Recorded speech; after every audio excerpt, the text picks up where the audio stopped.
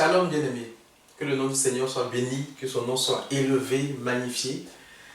C'est toujours une joie, toujours un plaisir d'être là. C'est vraiment un honneur même de faire cela pour la gloire de Jésus. J'espère que vous allez bien, j'espère que tout se passe comme vous voulez et que Jésus reste Seigneur dans votre vie. Je vais rendre grâce à Dieu, confier ce moment au Seigneur. Merci Jésus parce que tu es bon pour nous.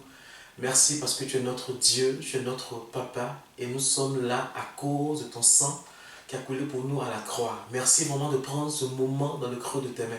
Nous voulons te présenter encore, nous voulons que tu prennes le devant, nous voulons que tu sois celui qui dirige ce moment.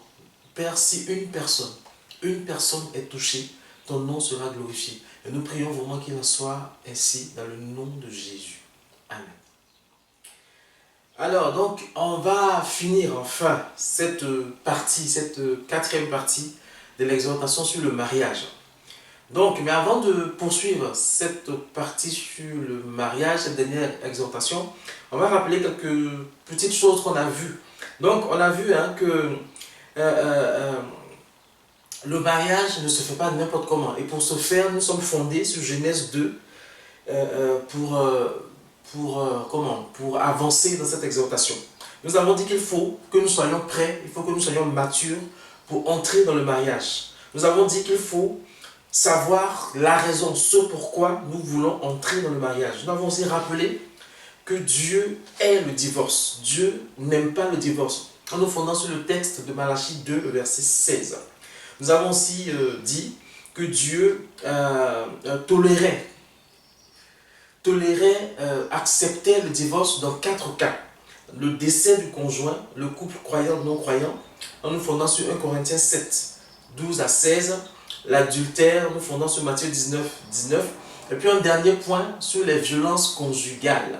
C'est vrai que ce point sur les violences conjugales, tout le monde n'était pas d'accord, mais quelque part, on ne cherche pas à faire l'unanimité, on veut juste transmettre ce que Dieu nous a dit.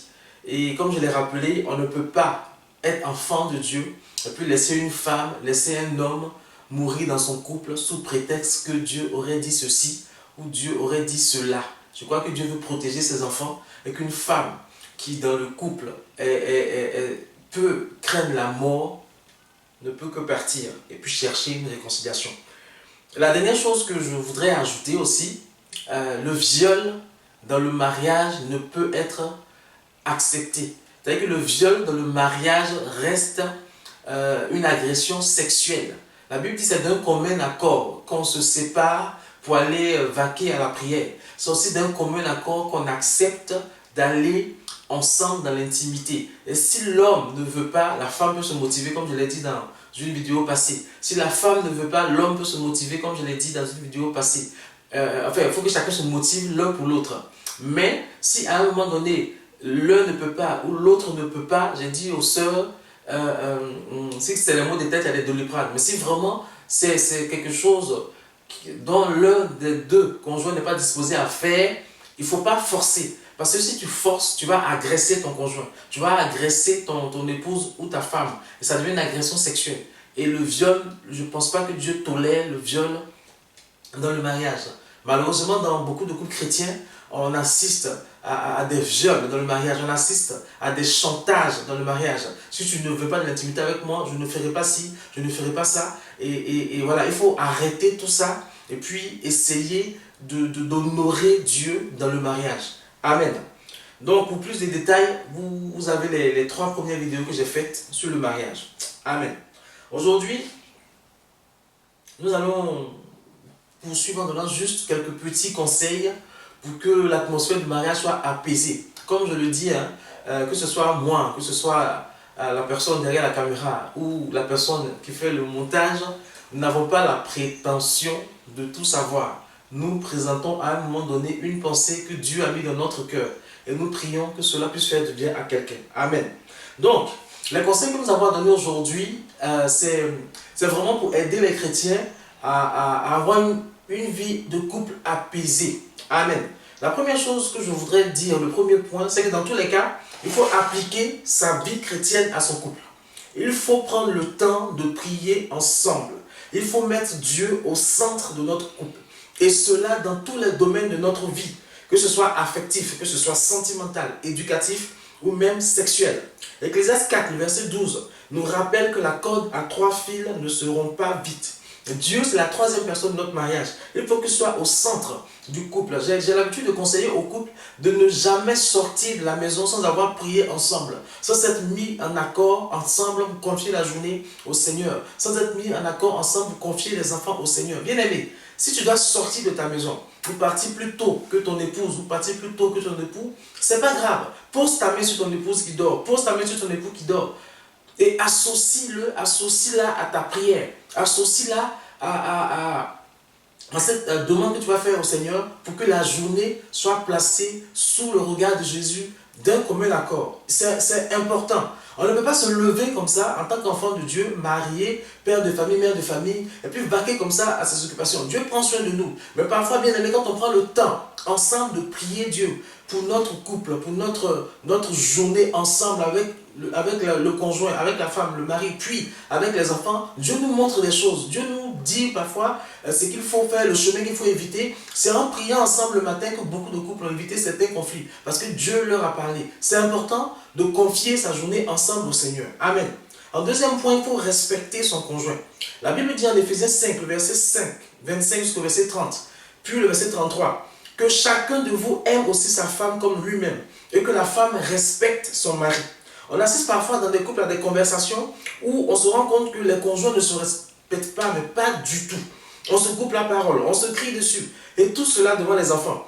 On a un devoir de témoignage, non seulement vis-à-vis de nos enfants, mais vis-à-vis de nos autres frères et sœurs en Christ, mais vis-à-vis aussi du monde qui ne croit pas en Dieu. On doit se respecter dans le couple, on doit s'écouter, on doit mettre l'autre sur un piédestal, on doit lui faire honneur dans le couple, c'est important. En troisième point, il faut non seulement s'encourager dans les tâches à faire, mais il faut encourager l'autre dans les tâches à accomplir.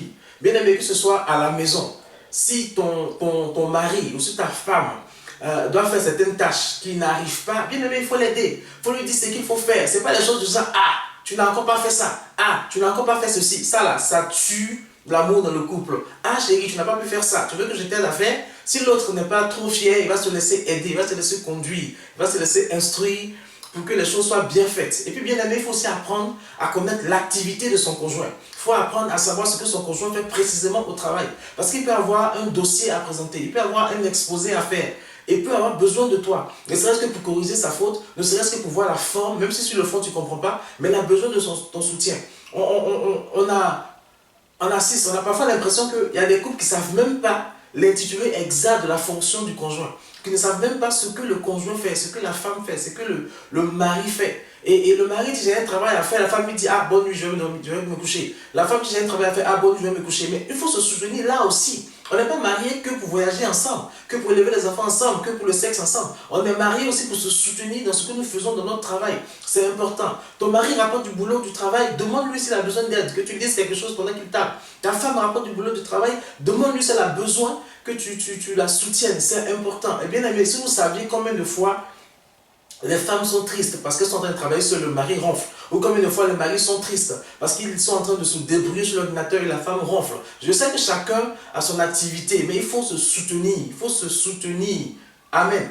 Et bien aimé, quand tu vois aussi que ta femme est fatiguée, qu'elle veut te soutenir, quand tu vois que ton mari est fatigué, malgré le soutien qu'il veut t'apporter, elle a besoin de de cette permission-là. Ah chérie, je vois que tu es fatigué, merci pour ton soutien, va te coucher. Ça peut aussi libérer la personne. Amen. Le point 4, c'est ne pas reprendre l'autre devant les autres. Ne pas reprendre sa femme ou son épouse devant les autres. Surtout pas devant les enfants.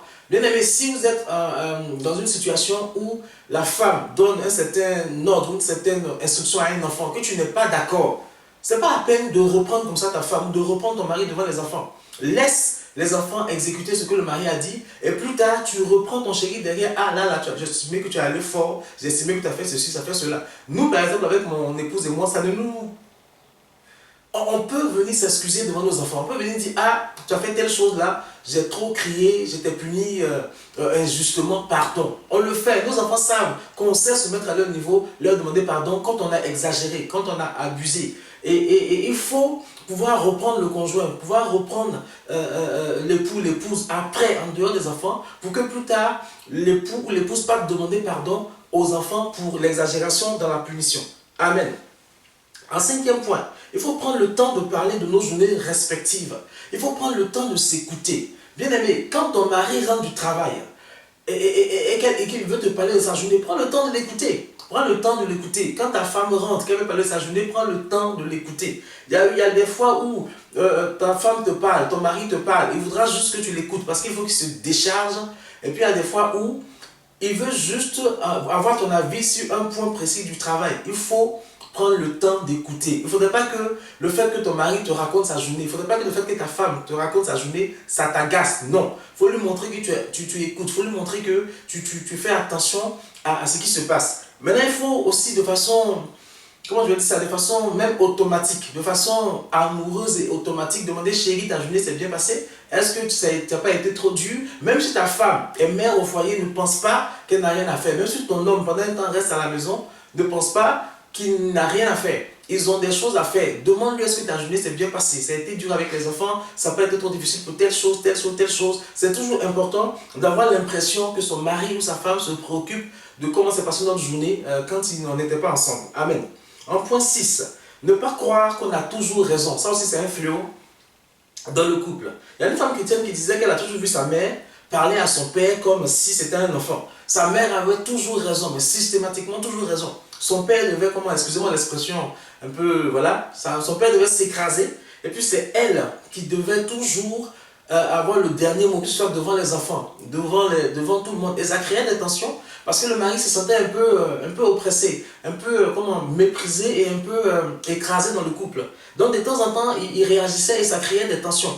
Donc il faut éviter de croire qu'on a la science infuse dans son couple. C'est nous qui avons toujours raison. C'est nous qui savons comment faire, comment dire, comment... Non, il faut arrêter ça. Le couple, on avance ensemble. Le mariage, c'est un truc d'accord. Dès l'instant où il y a un qui a un désaccord, dès l'instant où il y a un qui est trop attristé, il faut remettre les choses à plat et chercher à savoir ce qui ne va pas pour avancer. C'est ensemble qu'on avance. Amen.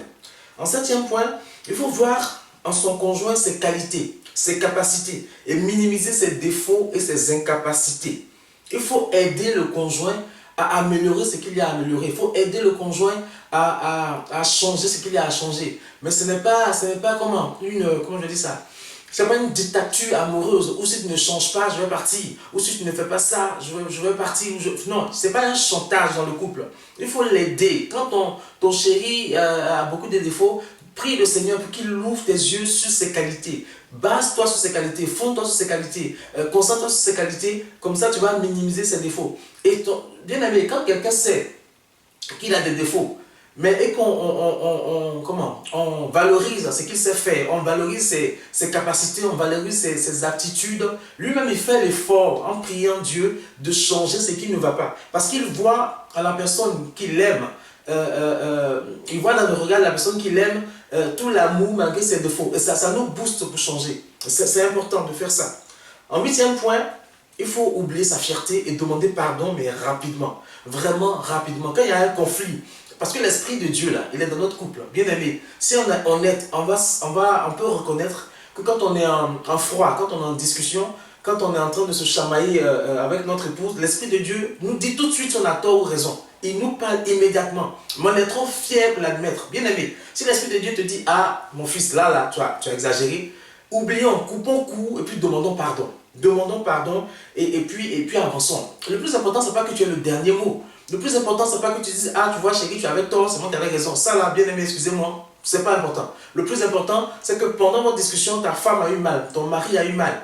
Il faut lui demander pardon et maintenant trouver une solution pour avancer ensemble. Éphésiens 4, versets 31 et 32 nous disent que toute espèce d'amertume, de fureur et de colère et de clameur et de blasphème, avec toute espèce de malice, soit bannie du milieu de vous. Mais devenez tous les uns vers les autres pleins de compassion et vous pardonnez les uns aux autres, ainsi qu'Élohim vous a pardonné par le Mashiach. Amen. Il faut apprendre vraiment à demander pardon. La rancœur dans le couple, c'est comme une gangrène. La gangrène, elle grandit, elle grossit, elle peut tuer. Il faut éviter qu'il y ait cette rancœur-là qui soit là. Quand on venait juste de se marier, mon épouse était capable Pendant que je dormais, elle est venue me réveiller pour dire, ah chérie, là j'ai exagéré, pardon. Parce qu'elle ne voulait pas qu'on dorme fâché. Il faut le faire, il faut le faire. Ça fait toujours plaisir quand ta femme est couchée, qu'elle voit que tu la réveilles pour une fois, pas pour l'intimité, mais juste pour reconnaître tes fautes, pour reconnaître que là tu as exagéré. Ça lui fait plaisir, elle dort en paix. Ne laissons pas la rancœur créer ce problème-là. Voilà, non, il faut apprendre à se demander pardon et vite. En 9e point, il faut savoir se mettre ou apprendre à se mettre à la place de l'autre pour mieux le comprendre. Je ne parle pas de l'identification, je parle vraiment enfin, une sorte d'identification si on veut, mais apprendre à se mettre à la place de l'autre pour savoir ce qu'il peut ressentir. Bien aimé, quand tu rentres à la maison et que ton mari est là ou que ta femme est là et que tout ce que tu vois c'est les désordres qu'il y a, il ne faut pas te concentrer sur le désordre. Il ne faut pas dire, ah chérie, tu n'as pas rangé la maison, tu restes à la maison, tu n'as rien fait. Non. Qu'est-ce qui se... Chérie, ça va? Tu sais que d'habitude, il ne fait pas ça. D'habitude, elle ne fait pas ça. D'habitude, quand tu ranges la maison, elle est bien rangée, les enfants finissent leur devoir. Et cette fois-ci, tu rentres et puis tu vois du désordre. Tu prends ta femme, tu prends ton mari, tu lui demandes si sa journée s'est bien passée. Est-ce qu'elle va bien? Parce que le fait qu'il y ait du désordre, c'est qu'il y a quelque chose qui s'est mal passé. Cherche à savoir ça. Comme ça, ensemble, vous réglez le problème et tu l'aides éventuellement à arranger la maison. Il faut vraiment se mettre à la place de l'autre. Ton mari rentre. Tu sais qu'à chaque fois qu'il rentre du travail, il est souriant. Ou ta femme rentre, elle est souriante. Elle dit bonjour chérie, mais ce jour-là, elle rentre. Elle dit à peine bonjour. Tu vois qu'elle n'est pas bien. Il ne faut pas dire, ah, tu rentres, tu ne me dis pas bonjour. Ça, ce n'est pas important. Ce qui est important, c'est l'état de ta femme, c'est l'état de ton mari. Qu'est-ce qui s'est passé pour qu'aujourd'hui, elle ne te dise pas bonjour? Il faut aller vers elle, il faut aller vers lui pour chercher à comprendre ce qui ne va pas. Bien aimé, c'est ça aussi le mariage. Il faut vraiment apprendre à se mettre à la place de l'autre. Et en 10e point, il ne faut pas oublier cette chose qui est très importante. Il ne faut pas oublier de le dire, en le pensant, en le sentant, le plus amoureusement possible, le fameux « je t'aime ». C'est important. Amen. On entend même dans l'église de Christ, oh, elle sait que je l'aime. Je lui achète un diamant, je lui achète des Ferrari, je lui achète des bateaux. Ça là, elle sait, c'est pas grave. Mais elle a besoin d'entendre je t'aime. Quand j'étais à Abidjan, on n'était pas loin d'un jeune couple originaire d'un autre pays voisin. Ils n'avaient pas grand chose. Le monsieur se déplaçait en vélo. Mais bien aimé, il prenait le temps de prendre le vélo pour aller accompagner sa femme quand il fallait. Il montrait des signes d'amour. Il disait en burkinabé et en français, comme il le pouvait, je t'aime à sa femme. On voyait vraiment un genre de complicité dans ce petit couple pauvre qui dormait dans un genre de maison en bois où on pouvait les chasser à tout moment sur un terrain qui n'est pas leur terrain. Mais il y a quelque chose qu'on ne pouvait pas leur enlever, c'est l'amour qui se portait l'un l'autre. Ça m'a marqué. Parce qu'il montrait à sa femme qu'il aimait. Il montrait à ses enfants qu'il aimait. Il se déplaçait à vélo. Souvent, sa femme était sur le vélo et lui, il marchait à côté. Et on sentait la complicité. Votre situation, quelle que soit la situation que vous traversez, financière difficile, conjoncture économique, conjoncture sociale, tout ça difficile, quelque chose doit triompher. C'est votre amour l'un pour l'autre.